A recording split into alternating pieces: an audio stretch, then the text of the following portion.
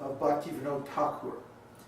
And the first version, 1.0, was Gaudiya Math. And ISKCON was version 2.0. And we will not be version 3.0.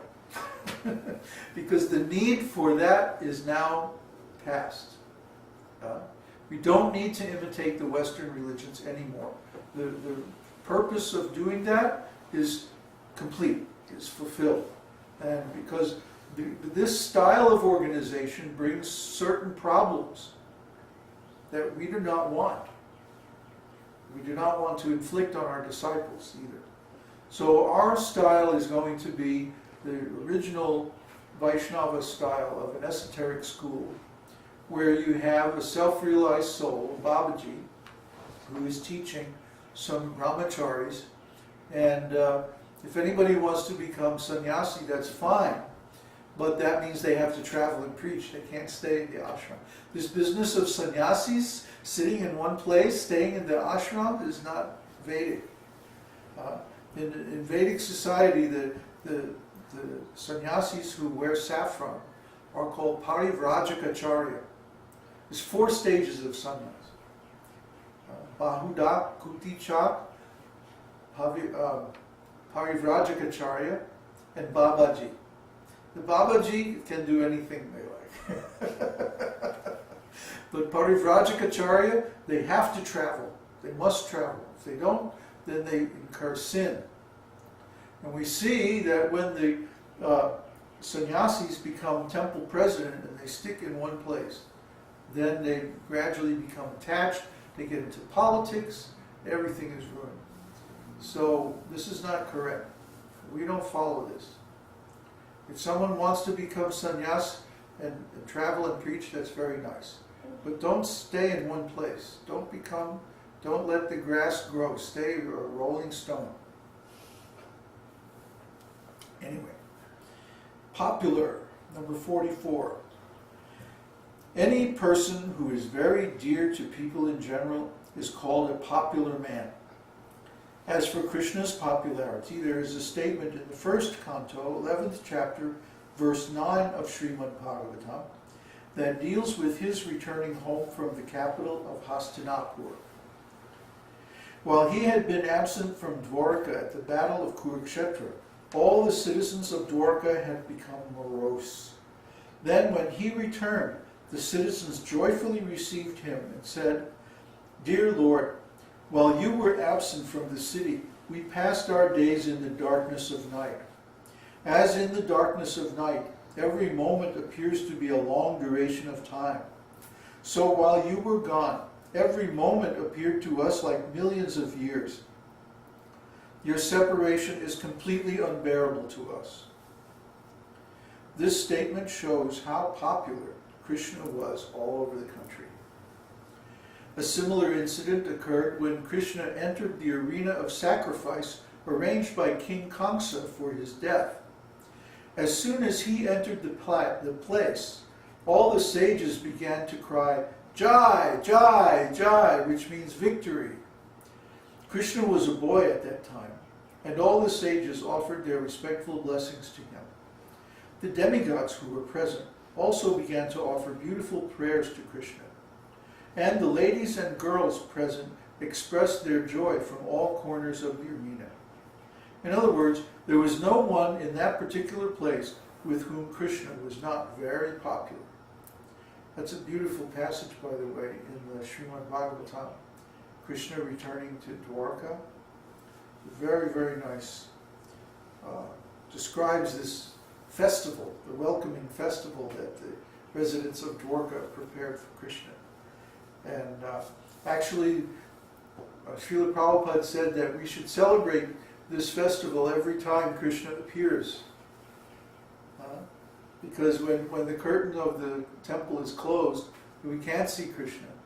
Then we feel separation from him. And then when the curtain opens and Krishna manifests his form, then we should be so happy that we perform this wonderful welcoming festival. And that's the Arati ceremony. Arati ceremony means to welcome Krishna. So this is performed in the temple every time the curtains open. 45. Partiality to devotees. Although Krishna is the Supreme Personality of Godhead and is therefore not partial to anyone, it is stated in Bhagavad-gītā that he has special attraction for a devotee who worships his name in love and affection.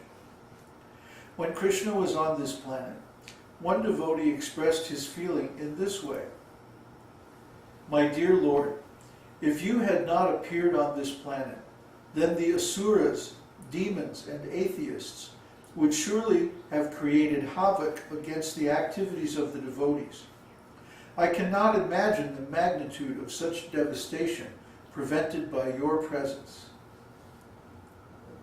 From the very beginning of his appearance, Krishna was the greatest enemy of all demoniac persons. Although Krishna's enmity toward the demons is actually comparable to his friendship with the devotees. This is because any demon who is killed by Krishna receives immediate salvation. Now, there's so many stories about that the demons, when Krishna would kill them, they would get moksha. And usually because the demons are, because they're demons, they get liberation in Brahman. They merge into the Brahman and they lose their individuality. Yeah, bye-bye, gone forever. So, these demons are such rascals. I mean, they cause so much disturbance. They like to interfere with the activities of the devotees. There's no reason for it. The devotees don't give them any cause, The devotees just want to be left alone to do their devotional service. But the demons, when they see the devotees worshiping Krishna, they become envious. And so they have to attack them. They can't help themselves. They just become angry for no reason at all. Oh, you're worshiping God. They can't tolerate it. They can't tolerate that anybody would worship the Supreme Lord. And this is the mark of a demon. This is the symptom of a demon. That when they see someone worshiping God, they become absolutely intolerant. So we should understand that in today's world, most of the great leaders and so on are demons. They have all these symptoms. They can't simply follow the laws of God. They can't just leave the devotees alone in peace. They have to always create some disturbance which interferes with the activities of devotional service. And, they're killing the cows, they're miseducating the children, they're covering up the Vedic literature, trying to make it a secret, trying to make sure nobody reads it or understands it properly. And then they want to take credit for so many ideas that are actually given in the Vedas and so on and so on. It goes on and on. It's like once you discover the scale of the deception that has been foisted upon the people of this planet, you become amazed, overwhelmed, because it turns out almost everything that we are taught, almost everything that we hear is somehow distorted. Somehow there's some spin on it. It may be partially true, but the way in which it's presented is false, or leads to false conclusion, or leads to wrong activity or wrong understanding.